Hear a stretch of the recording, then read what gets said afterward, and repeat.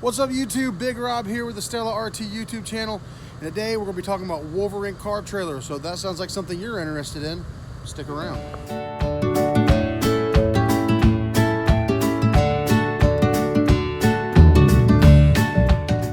So for those of you who have been following the channel for a while, you'll know that I've owned a few of these Wolverine trailers. This is actually the only one I've got left and will be the last one I ever own. And there's a few reasons for that. Now, the video of my 34 foot that I put up has had a decent amount of views, and I get questions all the time, people asking me, Rob, what do you think about Wolverine?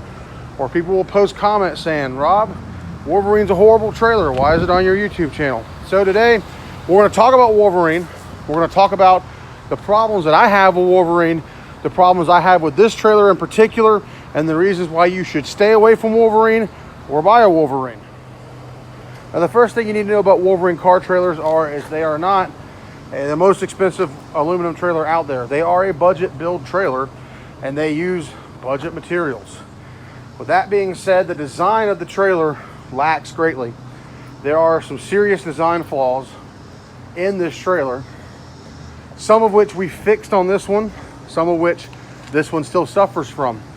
One of the biggest design flaws in the trailer is the placement of the ramps. Now, this is not a factory ramp placement. We moved our ramps to the back here because, well, it's easier to get them on and off. If you have a Wolverine or you've looked at them, you know that Wolverine puts their ramps up front. Now, that doesn't work for us because we have to have a winch. We have a cutout here for the side-by-side wheels so we can get two side-by-sides on this trailer, also a toolbox. What the ramps do though, and you can kind of see from where they used to be there, there's the marks from where the ramps used to be. Now, those ramps will sit there, and the ramps are made of a stronger material, aluminum, than the frame is, and they cut the frame. After about 3,000 to 4,000 miles of running the ramps up here, you will start to notice the ramps will start to cut into and gouge your frame, which that's where all your weight is, right there. So that's problem number one. Problem number two is where the axles are placed on these trailers. You can see here, looking at the side profile of this trailer, that they are more to the center than they are rear offset. Really, they should be back about another foot on this particular trailer. Now, Wolverine remedied that by redesigning the 34 foots where the axles were almost dead center and they moved them back a whole 36 inches. But it still didn't fix the problem.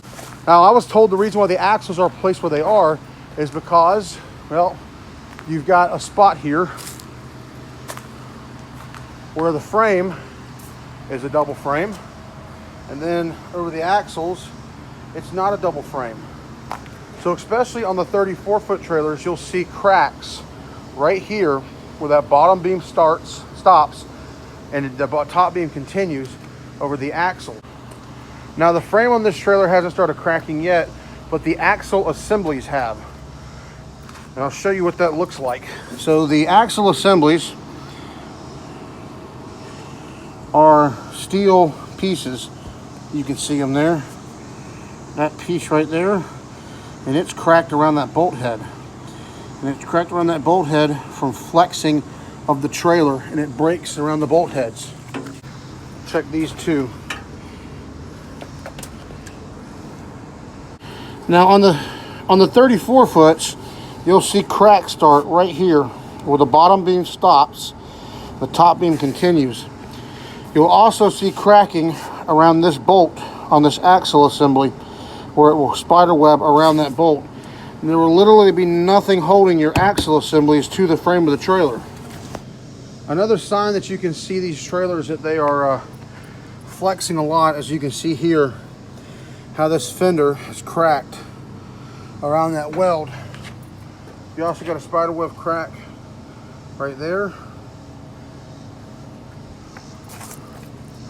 You will have cracking along the rear of the trailer there at the welds. If we go back to the other side of the trailer, so you've got cracking all down that fender. Cracking here in the middle where the trailer will flex like this, not be flat, it'll flex like this going down the road, and that center support will poke through the fender. You got a break here that has bent in from being bowed so much. Crack there, crack there. That fender cracked there as well. Now looking at the deck of the trailer, you can see that the wood itself has started to bow up. Now this trailer is about 1.5 years old, but it has been re-screwed down multiple times, and you can see how the deck pulls at the joints, because when you load and unload, this trailer flexes so much, it literally strips the screws out of the decking. Every Wolverine trailer you'll see has these jacks in the back here. And these jacks are not there so you can load and unload without the trailer hooked up to the truck. They're there to keep it from snapping the back of the trailer off when you're loading weight onto it. Another major issue that I've had with the Wolverine trailers is the suspension backing bolts out. Now all these suspension pieces here are bolted together. You can see down there, and they got nuts on the back side. Now this trailer flexes so much that I have had bolt heads sheared completely off the suspension because of the trailer flexing so much and putting stress on those bolts and those heads.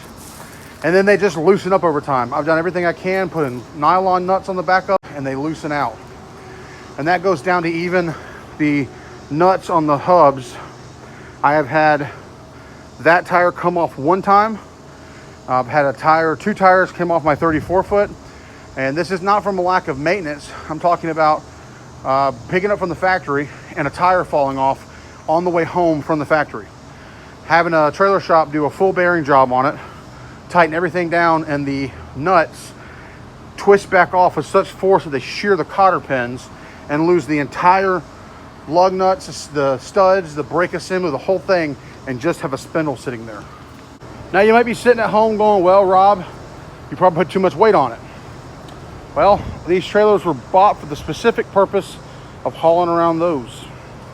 I can only get 3 of those on this trailer. That's 3,500 pounds of weight on a trailer designed to haul 14,000 pounds. On my 34 foot, I could get 4 of those, or 2 of the large carts. That trailer, which has a 21,000 pound capacity, never had more than 11,000 pounds on it. We put a truck on it one time, and it was so sketchy that I unloaded the truck and drove it to its destination. So if you are in the market for one of these trailers, just know what you're getting yourself into. The manufacturer, though, does not listen to their customers. The manufacturer does not care about making a trailer that's safe. All they care about is pumping these things out. So if you're in the market for one of these trailers and you plan on putting anything close to the maximum weight capacity on them, I would recommend you look somewhere else. I got rid of my 34 foot as fast as I could and replaced it with a 36 foot Maxi, Max D2 car hauler, low profile steel trailer. I absolutely love it. What you give up for in structural integrity for weight reduction does not justify the extra headaches of having to constantly rebuild hub assemblies and rebuild suspensions and worry about these things flexing and having to redo decks. And I'm not talking about like every 3 or 4 years, every 6 months, every other trip, every couple thousand miles, having to stop and take wheels and tires off and tear down hub assemblies to make sure that the nuts haven't busted cotter pins. Now, I am not endorsed by anybody. Nobody asked me to make this video. I've just been getting a lot of questions from the YouTube channel on Wolverine trailers. I've been quiet about this for a year. I got rid of mine.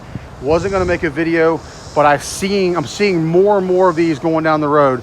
I saw a 36 foot deck over the other day that was bent so bad it looked like a taco going down the road, and it was definitely unsafe.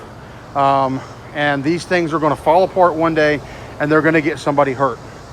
So if you are in the market for one of these trailers, please look somewhere else. Yes, they look great. On paper, they look great. A 1,900 pound trailer that can haul 14,000 pounds that only costs $59.95. But there's a reason why they only cost $59.95, because you're going to get one trip out of it before it breaks. So after I shot the footage for this video, guys, I actually got up under the trailer and did a thorough full inspection for my annual DOT and found multiple problems with the trailer that I hadn't caught when I was shooting the video. Not only were all 4 of the nuts on the spindles loose and had broken the cotter pins, which means that all 4 hub assemblies were getting ready to fall off the trailer. Mind you, this is only 4,000 miles on this trailer since I did the last annual inspection and did all the bearings and tightened everything back up with new cotter pins. I also found 4 or 5 new cracks and breaks in the axle assembly, which is the steel pieces that the shackles and the springs and the axles are bolted to. I also found a half a dozen breaks, hairline fractures in the aluminum frame as well.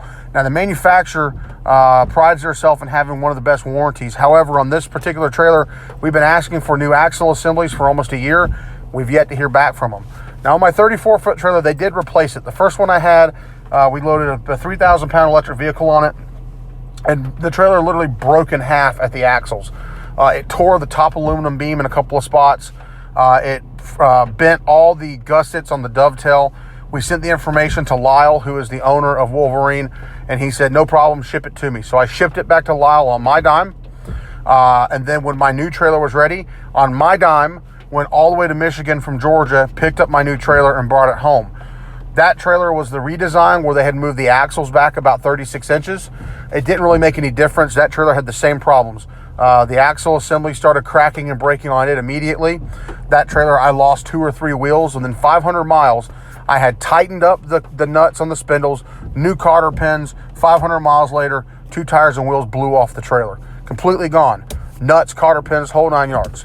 The other problem that I had with that trailer was they moved the axle back, so the frame started breaking in different places. So the first chance I got, I put that trailer up for sale, got rid of it. It's gone. I bought me a maxi. My recommendation to you guys is this: don't spend a dime with Wolverine trailers. We work too hard. We work too hard for our money to give companies who build inferior products and do not have customer service as their number 1 priority, give them our money. Give your money to a company who's going to appreciate it. Give your money to a company that's going to have good customer service and builds a good product that stands behind their product. I cannot recommend Wolverine trailers. They are extremely dangerous, and every person who buys one that I see has one, I will tell them the same thing. These trailers are dangerous, and you need to be getting rid of them. This has been Big Rob with the Stella RT YouTube channel, talking about Wolverine trailers. Till next time, y'all keep the wheels rolling. Peace.